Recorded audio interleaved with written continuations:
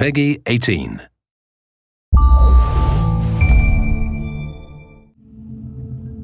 Hi there, my name's Jamie Keane, I'm the lead game designer on Far Cry 3, and this is Mark Thompson, I'm the level design director. So what we're going to show you today is we're going to show you a run through. So you find yourself to begin with in Amanaki village. Now this is one of the hubs in the game. It's kind of a friendly area where you can rest, recuperate, you're going to feel a bit of the life of the world, but you're never under threat here. You can also do things like you can go to the store and buy new weapons and things like that, but it's basically your safe haven in the world. I was out hunting this morning, got lucky. So at this point, if you look at the mini-map, it doesn't have a lot of useful information on it. Actually, it's almost entirely useless, apart from the radio tower icon you can see there. Whenever you get to a new area of the world, the map will look like this. So the first thing you need to do is find the nearest radio tower, which is generally a visible landmark on the horizon. And then you need to head up there and take off the GPS scrambling device, which Vass and his pirates have put there. So they're always going to be pretty much in high places in the world, areas that you're going to find easy to see. We wanted to make it a slightly different challenge to the rest of the gameplay. A lot of the gameplay in the world is combat oriented, whereas this we wanted to make much more of a kind of a jumping puzzle. This one's the first one that you come across in the world, so it's a really light challenge, but later on in the world it's going to become a little more tricky. We want to emphasize that feeling of vertigo, so you're going to have some pretty gnarly jumps to try and make. You're going to hear the wind kind of rattling through this thing, you're going to hear it creaking. So later on it becomes much more of a challenge, but for now this is a pretty easy one. It's a fairly straightforward route straight up to the top. Yeah, but I mean the level designers did get a little bit mean with the later ones. More than a little bit, I'd say, yeah. Some of them, but in a good way. It's a good job they don't do anything like put their names in the credits so everybody knows who they are. You can't find people on the internet like that anymore. No. Alright, so you can see a bit of the size of the scale of the world. We're showing about 1/20th of the world in this demo, so you can just take a little bit of a look around and you can see the kind of the overall scope of the game as a whole. Everything you can see in the world you can get to at any time, and you can explore, and when you get there the world will reward you for doing so. It'll be fun. With these reveal sequences we want to show you a little bit of the world, some sort of suggestions on areas where you can go to explore afterwards. If you take a look around in the horizon as well, you'll see these kind of black smokestacks. Now these are the outposts that are scattered around the world. They're probably your best next step. So you can see the big red areas on the map. They dictate that the pirates control this part of the world. So when you move around the world, you might be ambushed, you might come across roadblocks as you're driving around. But what you can do is, if you head to the outpost, you can actually take it back and claim this part of the island as your own, well, as yours along with the rebels, the Rakyat. So gradually as you move through the world, you end up kind of cleaning the map. And taking it back for the locals, which in turn makes life easier for you as you move around. Right, so we spotted a couple of goats. So we're going to kill the goats with extreme prejudice. That's quite unfriendly, I thought.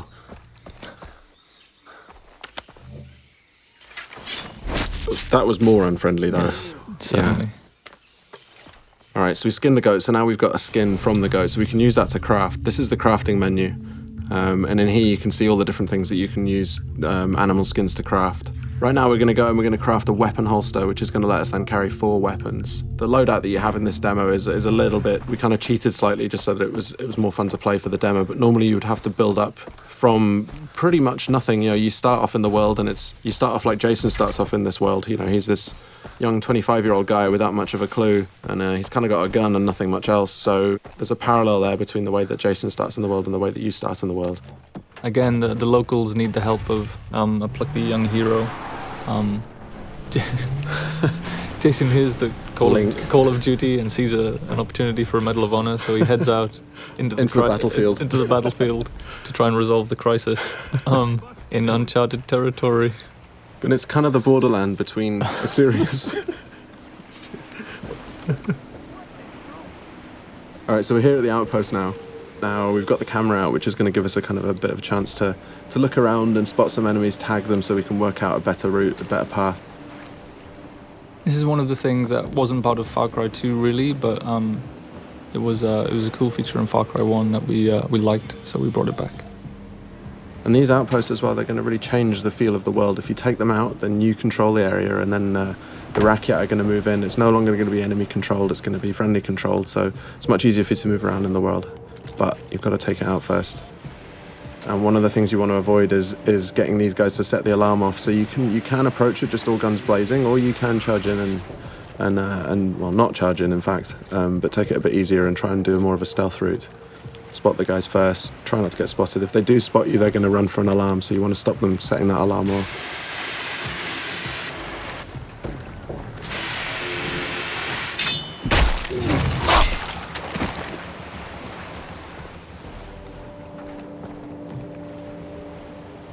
Alright, so we're trying to do a bit more of a stealth route here.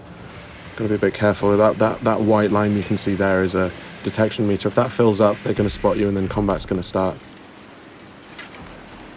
So we've used a rock there to distract that guy, so he's going to go and check that out, and in the meantime we can go off and head off around here and do a death from above.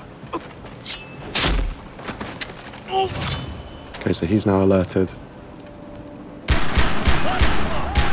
So these guys, you can see he's heading over for the alarm there. That's a good shot. A little too good, I might say.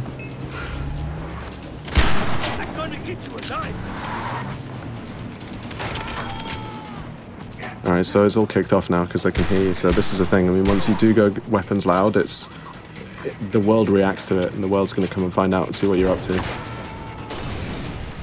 And it's not just the guys in the outpost. If there are any patrols that are moving around the area, like boat patrols might come in from the ocean, or any guys driving along the roads nearby, they're going to hear gunfire, and they're all going to be attracted. Another good shot there, I think. If a little too good. Yeah. Could you just shut the alarm? Through the guy. So we've got the quest on the board right nearby. We've also got this hunting quest down here.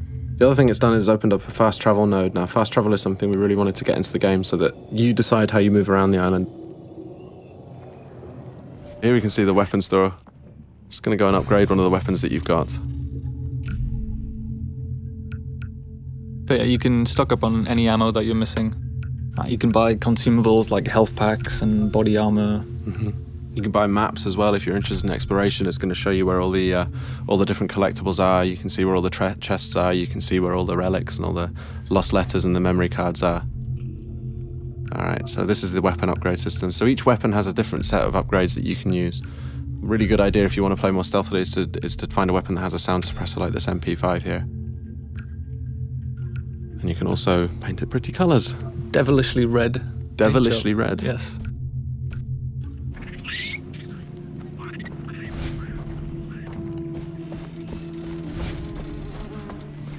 Alright, moving up to take this quest, which is just on the board over here.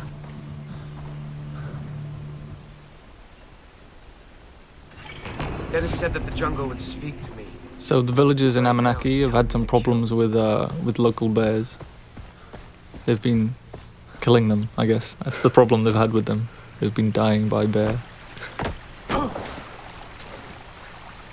And the thing with these as well is we want to add a sort of a gameplay challenge as well. So it's not just going to be a question of getting in there and shooting them, however, but we want to add a little bit of a challenge in terms of the weapon that you can use. So this one you've got to use a shotgun to take these bears out. You've also got to find out where the bears are. So you've got that 3D objective marker, sorry. You can use a knife as well. Oh yeah, you can use a knife too, yes. But, yeah. Knife versus bear. It's a bad life choice. Always a good choice, always a good decision. Alright, so we're coming up on the quest location now, so we've got to go and pick up a shotgun. And you can see on the minimap we've just dipped into a new undiscovered part of the world. So if we didn't want to go kill these bears, we could head off to that radio tower and unlock a new section of the map and unlock some new side quests and things to do. But right now we're going to go and shoot bears.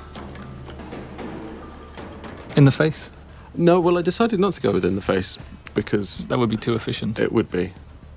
But there we can see it. Alright, now, bears can take a lot of punishment and they pack a real punch, as you can see there. When you get hit by them, you really know about it. I've seen it go a lot worse than that. Definitely.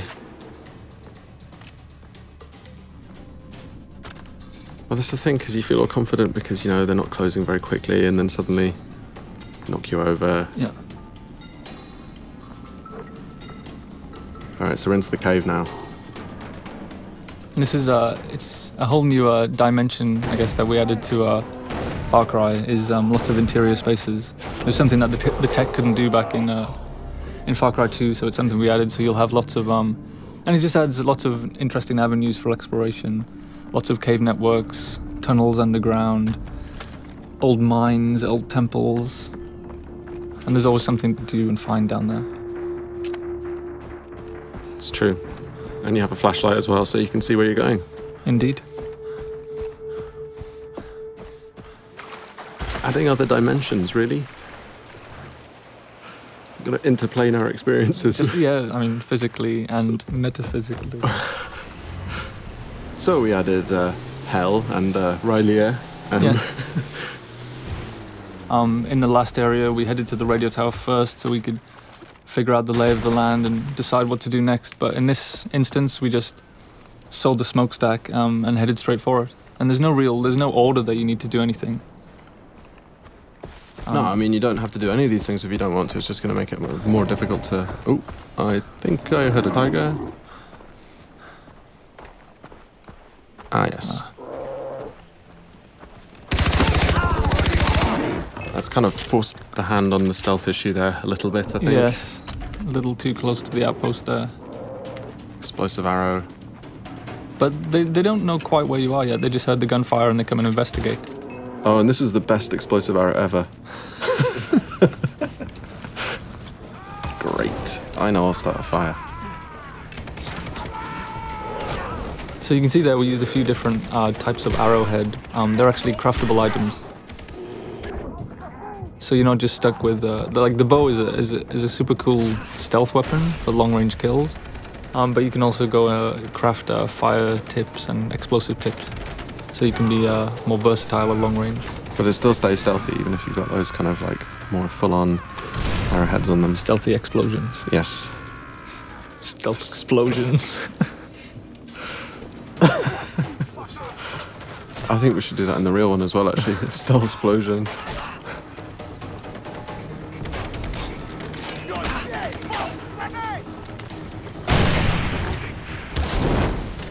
So yeah, this one, when the stealth thing went out the window, I think it was just all guns blazing. Oh, and the alarm's been triggered as well. Great.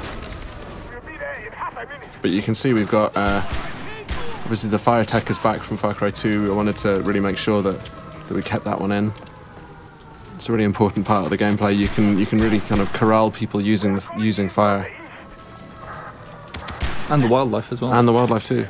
Now you may have heard just on the VO there, they're letting you know which direction that they're coming in from, so you can kind of prepare. If you've got a little bit of time, you can see that countdown ticker, and you can kind of prepare for when these guys come in.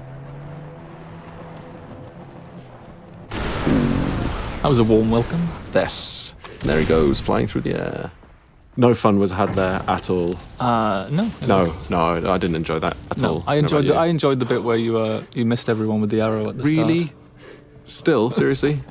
Man. And that's the end of the walkthrough today. So thanks very much for listening in. Far Cry 3 is coming out on Xbox 360, PS3 and PC. Looking forward to seeing you guys out there.